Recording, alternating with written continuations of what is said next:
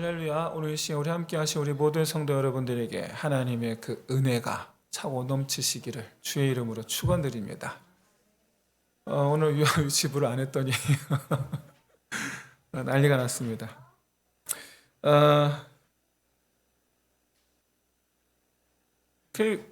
저는 이제 그런 생각을 합니다.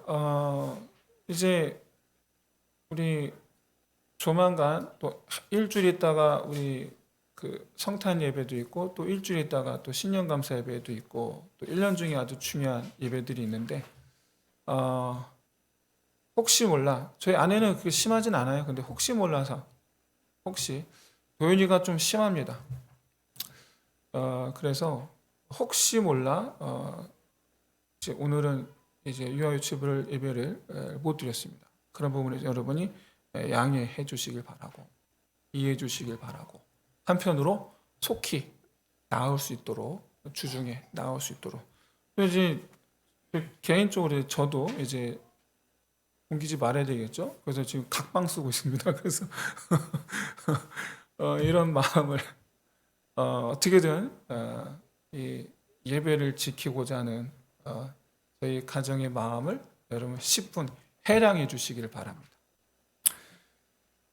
오늘 본문 말씀은 남자가 아닌 여자들이 기업을 요구하는 일에 대한 말씀입니다. 보통 기업은 남자들이 받았죠. 아들들. 이들이 누구냐? 슬로브핫이라는 사람의 딸들입니다. 근데 이 슬로브핫이 죽었어요. 광야에서. 이때는 여러분들 아시겠지만 출애굽 당시 모든 사람들은 다 죽었어요. 이미. 그리고 이제 광야에서 태어난 이들만 지금 남아 있는 거예요. 지금 현재 상태가. 그런데 슬로브핫은 이제 애굽에서 나올 때 인물이기 때문에 이미 죽었죠. 그런데 문제가 생겼습니다. 슬로브핫이 아들이 없어요. 그러니까 왜 우리에게도 왜 안 주냐? 아들이 없다고 안 주는 거냐? 그래서 이의를 제기한 사건입니다. 그러면 이 슬로바스의 이 딸들이 어떤 이유로 무엇 근거로 자기들에게도 기업을 주어야 한다라고 주장하고 있느냐라는 거죠. 일단 먼저 여러분 이스라엘이 받은 기업, 일단 기업에 대해서 좀 생각을 해봤으면 좋겠습니다. 기업이 뭐냐라는 거죠. 기업이. 일단 1차적으로는 땅이죠. 땅 분배니까. 근데 그걸 그냥 땅이라고 부르면 되는데 그게 아니고 기업이라고 불러요. 기업. 근데 어쨌든 1차적으로 이게 땅이니까 우리는 그거를 재산이라고 이해를 합니다. 재산. 그러다 보니까 이 기업에 관한 이 문제에 대해 우리의 생각은 자연스럽게 소유의 문제로 넘어갑니다. 내 거라는 거죠. 내 거. 기업은 내 거라는 거예요. 기업은 땅이고 땅을 주셨으니 그 땅은 내 거. 이렇게 되는 거죠. 그리고 실제로 이스라엘 백성들 대다수가 실제로 그렇게 생각을 했죠. 그런데 내 거라고 생각하지 않은 사람들도 다수 있었습니다. 가장 대표적인 사람이 바로 아합에게 포도원을 팔지 않은 나봇입니다. 나봇은 아합에게 포도원을 팔지 못하는 이유로 이건 내가 조상에게 물려받았다. 다시 말해서 기업이기 때문이다 라고 말합니다. 아합이요 정당의 값을 치르려고 했어요. 그보다 더 아름다운 포도원을 주든지 네가 원하면 내가 그것보다 더 아름다운 포도원을 주겠다. 근데 네가 돈을 원하면 값을 내가 그대로 치러서 내가 너에게 돈을 주겠다. 정당한 대가를 제시를 합니다만은 이때 나봇이 기업을 파는 것 자체를 여호와께서 금하셨기 때문에 나는 절대로 팔지 않겠습니다. 무슨 얘기냐? 자기 포도원이 하나님 거라는 인식이에요. 지금 나봇은. 내 거 아닙니다. 이거 하나님 거예요. 그러니까 내 마음대로 팔 수 없어요. 그 얘기예요. 이렇게 이스라엘 백성들 중에는 본질적으로 기업이 하나님의 것이다라는 인식을 갖고 있는 사람들이 있었습니다. 그리고 이런 인식은 예수님 시대에 예수님께서 말씀하신 여러 포도원 비유를 통해서 드러납니다.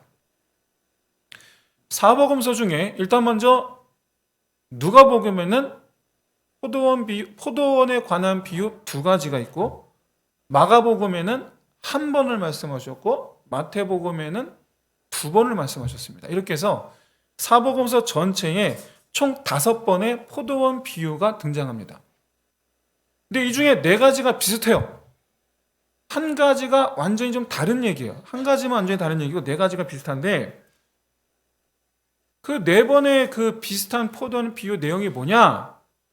주인이 소출을 거두려고 종과 아들을 보냈는데 그 포도원에 일하는 품꾼들 또는 농부들, 이들이 포도원을 자기들이 가지려고 주인이 보낸 종들과 주인의 아들을 죽입니다. 자, 또 다른 포도원 비유는 완전히 이것과는 결이 달라요. 포도원 주인이 해가 뜨는 시각부터 해 지는 시간까지 자기 포도원에서 일할 품꾼을 모집합니다. 참 재밌는 거는 해질 때에도 불러요. 해질 때에도. 1시간 일했는데, 그래놓고 1시간 일했는데 품삯을 똑같이 주죠. 앞서 언급한 4개의 비유와는 완전히 결이 다른 내용인데, 그런데도 불구하고 이 2 종류의 포도원 비유의 기본 전제는 같습니다. 뭐가 같느냐? 일단 포도원이 가리키는 게 뭐냐라는 거예요. 1차적으로는 가나안 땅이죠. 둘 다 같아요. 가나안 땅이에요. 그리고 2차적으로는 영적인 의미에서 하나님 나라죠. 그 다음에 등장하는 일꾼들, 품꾼들, 농부들, 이들이 누구냐라는 거예요. 이들이 누구냐. 그래서 1차적으로 이스라엘 백성들이죠. 그리고 2차적으로는 우리 그리스도인들입니다. 그리고 이들은 모두 포도원의 주인이 아니라 맡은 자들이라는 거예요. 맡은 자들. 근데 여기서 그 사복음서의 포도원 비유 그 내용을, 그 성경을 읽을 때 우리가 주목해 봐야 될 부분이 하나가 있습니다. 바로 뭐냐면 예수님의 포도원의 비유를 듣고 있는 백성들의 반응이에요. 먼저 마태복음 21장에서는요, 대제사장과 바리새인들이 예수님이 포도원 비유를 듣고 분노합니다. 우리 얘기라는 거예요. 우리 얘기 하고 있구나. 이렇게 해서 예수님을 붙잡으려고 하는데 무리를 무서워합니다. 무리를. 여기 무리는 백성들이에요. 다른 백성들. 마가복음 12장 12절에도 역시 마찬가지로 바리새인, 여기 그들이라고 하는데 저 그들은 바리새인들입니다. 바리새인들이 예수님을 잡으려고 하는데 역시 무리를 두려워합니다. 여기 무리는 다른 백성들이에요. 그 다음에 누가복음 20장 19절이죠. 누가복음 19장 20절에 이번에 서기관들과 바리새인 대제사장들인데 예수님 붙잡으려 역시 마찬가지로 백성들을 두려워합니다. 똑같죠? 다 지금 똑같아요. 예수님을 붙잡으려는 이들이 있고 또는 예수님의 말씀에 동조하는 이들이 있는 거예요. 자, 이 백성들의 반응은 역설적으로 예수님의 말씀, 이 비유 내용이 틀린 게 하나도 없다라는 거예요. 동의한다라는 거예요. 동의한다. 무슨 얘기냐? 이들도 이 포도원이 뭘 가리키는지 본인들도 알아요. 이스라엘이구나. 가나안 땅. 그리고 품꾼, 일꾼, 농부들이 누굴 가리키는가? 본인들도 알아요. 아, 우리구나. 근데 동의한다라는 거예요. 이 땅의 주인은 하나님이시고 우리는 맡은 자다. 이거를 백성들이 그대로 동의하고 있기 때문에 제사장들이 꼼짝을 못하고 있는 거예요. 특히 여러분, 예수님 당시 이스라엘 백성들, 우리가 유대인이라고 표현하지만 엄밀히 말하면 12지파 모든 이스라엘 백성들 다 있긴 해요. 근데 주류가 유다지파라서 유대인이라고 부르는 건데 어쨌든 이스라엘이라고 표현하겠습니다. 예수님 시대의 이스라엘 백성들은요, 엄밀히 말하면 과거 멸망했었죠. 바벨론과 아수르에게 가나안 땅을 완전히 다 뺏겼었어요. 그랬다가 회복을 하게 되죠. 지금 가나안 땅에서 사는 것 자체가 여러분 하나님의 은혜라고 생각하는 사람들이에요. 게다가 여러분 솔로몬 아들 때 여로보암 때 르호보암 때 나라가 둘로 나뉩니다. 유다와 이스라엘로. 그렇게 둘로 쪼개진 상태에서 있다가 멸망했어요. 그런데 어땠습니까? 지금은 오히려 나라가 하나예요. 오히려. 거기다가 나라가 둘이었다가 망했는데 하나가 됐을 뿐만 아니라 처음 자기들 조상들이 정복했을 때 가나안 땅의 그 넓이 비슷하게 다시 차지하고 살고 있어요. 정말로 하나님 역사죠. 우리가 이 땅을 차지하고 사는 건 정말 하나님 역사예요. 과거 조상들은 그나마 자기들이 직접 싸워서 차지하게나 했지. 지금 우리는 그게 아니거든요. 이런 실제적인 역사 속에서 예수님 당시 백성들이 생각하기에 예수님께서 말씀하신 비유 중에 악한 자들을 쫓아내시고 새로운 자들을 다시 이 포도원을 채우리라 라는 이 말씀에서 새로운 자들이 누구라고 받아들이는 겁니까? 자기들이라고 받아들이는 거예요. 한번 멸망했잖아요. 자기 조상들. 하나님께 죄를 범하였던, 비록 우리 조상이지만 악한 자들인 거죠. 우리가 하나님 새로 채우신 자들이 그렇게 이들이 이해를 했다라는 거예요. 이들이. 물론 예수님의 비유의 내용은 그게 아니죠. 우리는 알지만 어쨌든 그들이 그렇게 생각하든 말든 그 여부를 떠나서 우리는 이 상황에 두 가지 전제가 있다라는 것을 발견할 수가 있죠. 뭐냐? 하나님은 계속해서 포도원을 맡길 자를 찾으신다라는 거예요. 계속해서. 또 다른 포도원 비유 말씀드렸죠? 아침부터 저녁까지 계속 찾으세요. 그리고 이스라엘 역사 속에서도 하나님은 계속해서 가나안 땅, 하나님 나라에 맡길 자를 계속해서 부르세요. 또 다른 하나는 이스라엘 백성들을 하나님께서 자기들에게 가나안 땅을 맡기시는 것을 굉장히 당연시 여긴다는 사실입니다. 그걸 당연시 여겨요. 지금도 당연시 여겨서 지금 저러고 있는 거예요. 지금도. 이스라엘 백성들은요, 하나님께서 자기들에게 왜 어떤 목적으로 가나안 땅을 맡기시는지에 대해서 전혀 의문을 품지 않습니다. 당연한 거예요. 그저 하나님께서 맡기신 것을 자기들이 지키는 것, 그것을 그냥 본인들 그냥 사명으로 아는 거예요. 그냥. 왜 그런가? 그 이유가 오늘 본문에 있습니다. 오늘 본문은 슬로브아 딸들이 자기들에게도 기업을 나눠줘야 된다라고 주장하는 것으로 시작을 하죠. 내용인즉 슬로브아시 광야에서 아들 없이 죽었기 때문에 아들들을 중심으로 기업을 나누게 되면 므낫세의 후손 중에 슬로브아시라는 아들이 있었다라는 것이 없는 사람이 되는 것처럼 되고 마는 거냐, 그 얘기예요. 분명 므낫세의 후손 중에 슬로브아시 있었는데 그의 기업이 없다라는 거죠. 그러면 슬로브아시는 없는 사람이 되는 거냐? 이에 대한 하나님의 응답은 이 딸들의 말이 옳다라는 거죠. 뿐만 아니라 이후로 8절에서 11절까지 말씀해서 슬로브아스의 딸들의 이의 제기를 계기로 혹시 기업을 받지 못하는 상황이 일어날 수 있는 여러 가지 그 경우에 대해서 하나님의 뜻이 왜곡됨 없이 오해됨이 없도록 자세하게 설명을 하셨는데, 내용인즉 한마디로 말해서 이스라엘 백성 중에 기업을 받지 못하는 사람이 하나도 없게 하라는 거예요. 빈틈이 없게 하라. 기업을 받는 일에 피하는 자가 없게 하라는 거예요.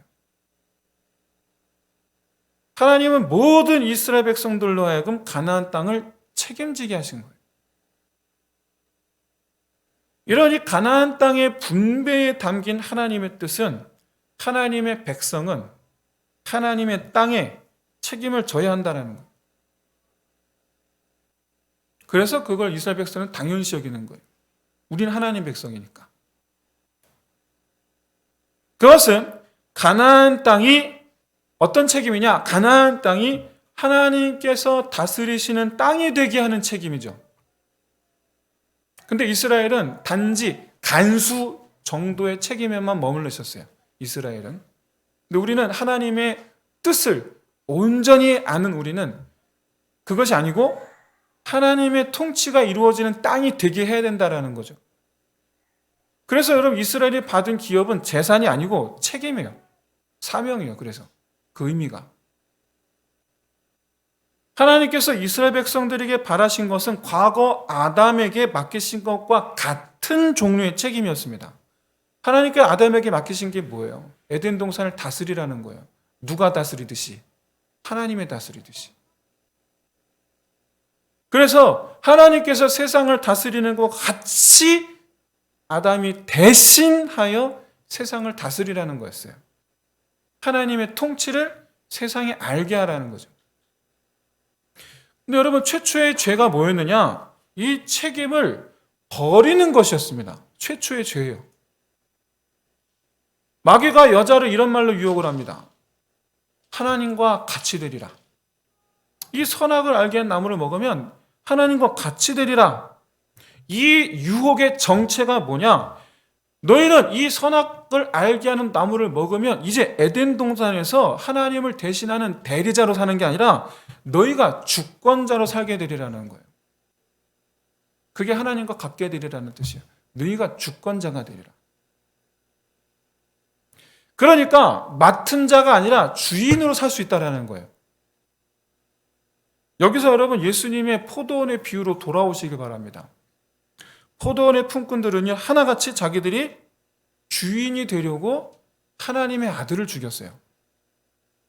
과거 아담과 하와가 저지른 범죄의 그 결을 이스라엘이 그대로 따라하고 있었던 거예요. 그렇게 오늘날 우리 그리스도인들도 아담과 하와의 범죄의 결을 따라하고 있지는 않은가? 우리 스스로를 잘 살펴봐야 됩니다. 왜 그러한가? 여러분 일단 믿지 않는 사람들은 하나님으로부터 기업을 받지 않았기 때문에 하나님의 통치를 대신 행하는 대리의 책임이 없습니다. 그렇다면 믿지 않는 사람들의 죄는 뭡니까? 하나님의 통치를 거부하는 것 그 자체죠.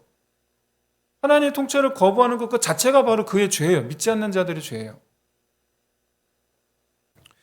여러분 하나님이 심판 주시니까 심판자에 앉으신 하나님께서 너 왜 내 말 안 들었어? 그럼 끝나는 거잖아요. 그럼 이건 당연한 거예요. 하나님 앞에서 하나님의 통치를 거부한 것 그게 죄지. 그럼 뭐가 죄가 아닙니까? 하나님께.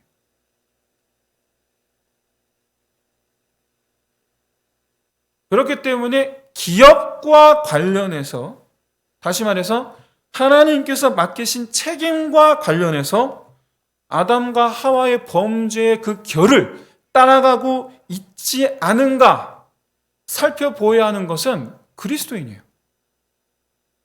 그리스도인.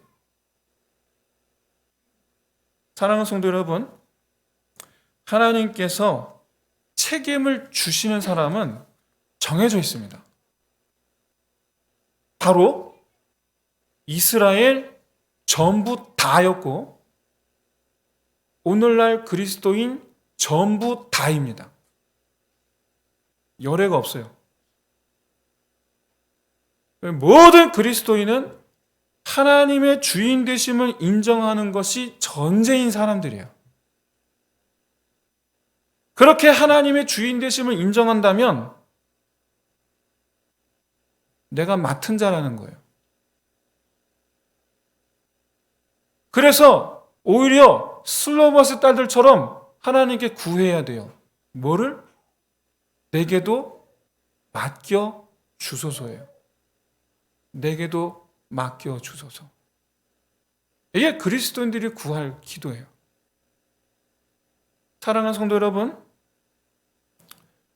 맡은 자가 되지 못하거나 또는 하나님의 맡은 자가 되지 않으려 한다면 하나님 백성이 안 되는 거예요.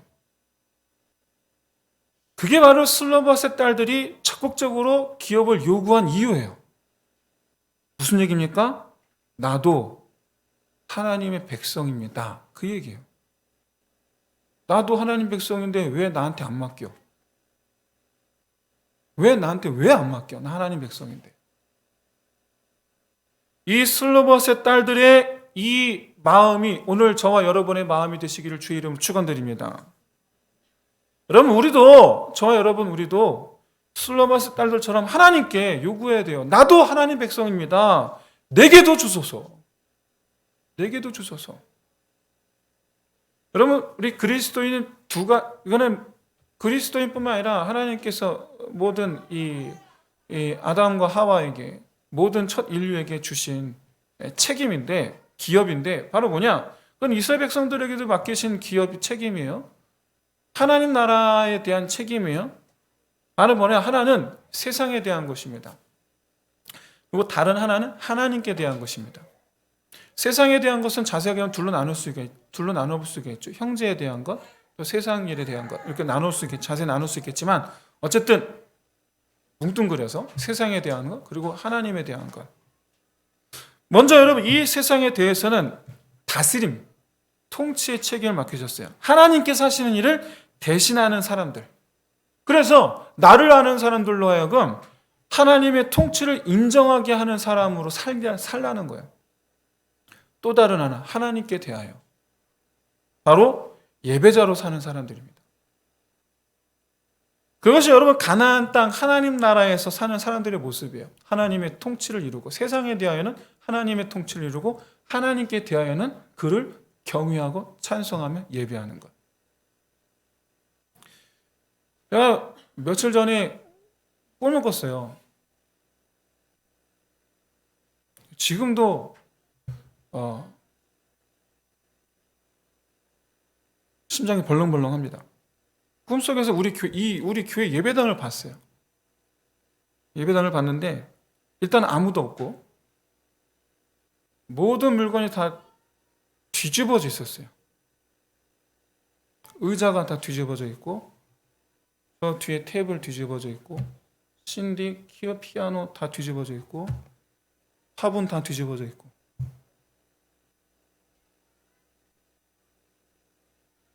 그래서 꿈에서 깼는데 별 생각이 달 들더라고. 새벽 예배 와야 되는데 별 생각이 달 들더라고. 이게 뭐지? 여러분들 아시다시피 제가 3주 후에 어깨 수술을 합니다. 최소 8주는 깁스를 하고 있어야 된대요. 그래서 부득불 새벽 예배는 못하겠다. 그 생각을 하고 있었어요. 그래서 그런 꿈을 꿨나? 그런 생각이 들어요. 그게 아니면 현재 우리 교회 저와 여러분 우리 모두가 하나님께 드리는 예배에 대한 마음가짐을 하나님께서 보여주신 것인가? 그런 생각이 들었어요. 중요한 건 제가 꾼 그 꿈의 내용이 하나님의 시각이라고 한다면 하나님께서 그렇게 보고 계신 거라고 한다면 그래서 아무도 없는 예배당에 대한 하나님의 마음을 보여주신 거라면 사랑하는 성도 여러분, 하나님은 교회를 사랑하신 줄 믿으시기를 주의 이름 축원드립니다. 하나님은 교회를 사랑하세요. 왜냐하면 교회가 서야지 성도가 생기거든요. 교회가 사라지면 여러분 믿음이 사라집니다.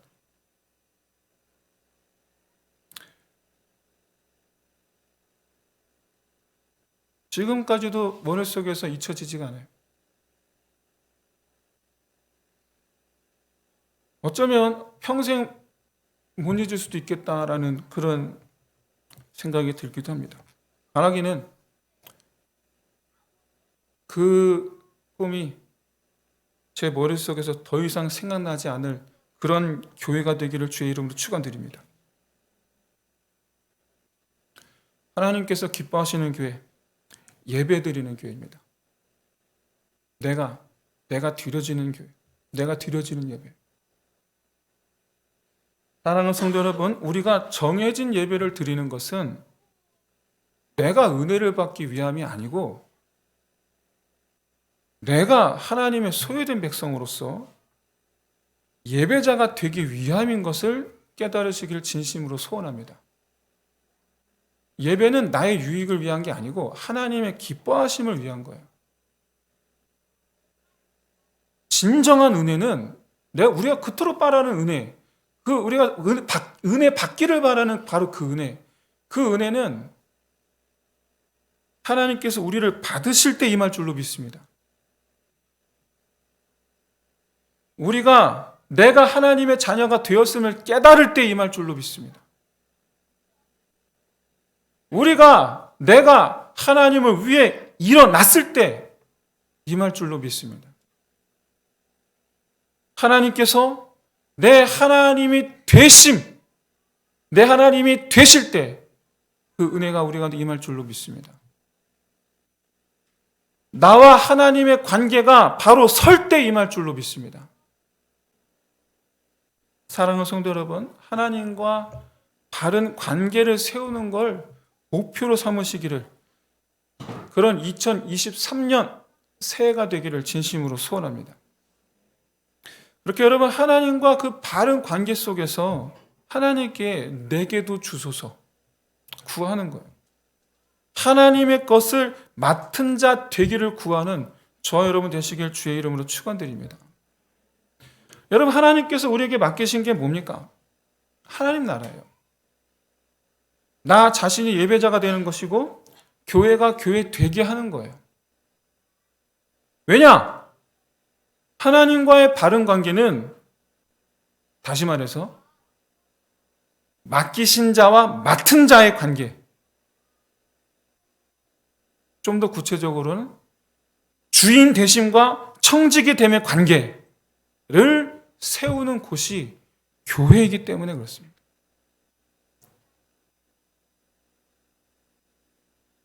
하나님께서 우리에게 맡기셨다. 인생에 최선을 다하는 걸 말하는 게 아닙니다. 여러분, 자기 삶에 최선을 다하는 것은 믿지 않는 사람들도 합니다. 오히려 더 잘합니다. 믿지 않는 사람들이. 자기 인생에 최선을 다하는 거 정말 열심히 합니다. 그런데 우리 믿는 사람들은 그거에 더하여, 하지 말라는 게 아니에요. 우리도 해야 돼요. 그거에 더하여, 하나님께서 주신 삶이니까 최선을 다해야 돼요. 그런데 그거에 더하여 하나님의 것에 최선을 다하는 것. 여러분, 하나님의 것에 최선을 다하는 것은 오직 믿는 사람들만 할 수 있습니다. 오직 믿는 사람들만 할 수 있는 게 하나님 것에 최선을 다하는 거예요.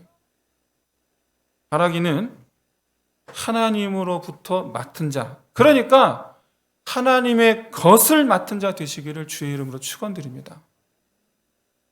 이제 말씀 마치겠습니다. 여러분 한번 따라해 주시기 바랍니다. 하나님의 것을 내게도 주소서. 하나님의 것에 최선을 다하겠나이다.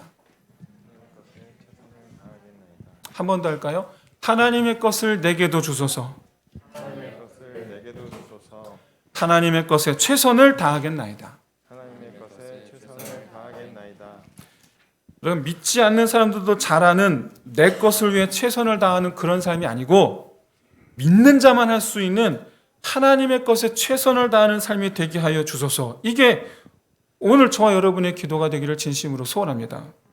우리 함께 기도합시다. 먼저 하나님은 주인이시면 아는 청지기임을 고백하면서 하나님께 드려지는 예배자가 되기를, 그리고 하나님의 것을 내게 맡겨주시기를, 그래서 하나님의 것에 최선을 다하는 그런 내 삶이 되기를, 우리 이 제물 가지고 우리 함께 찬양하며 우리 함께 기도하겠습니다.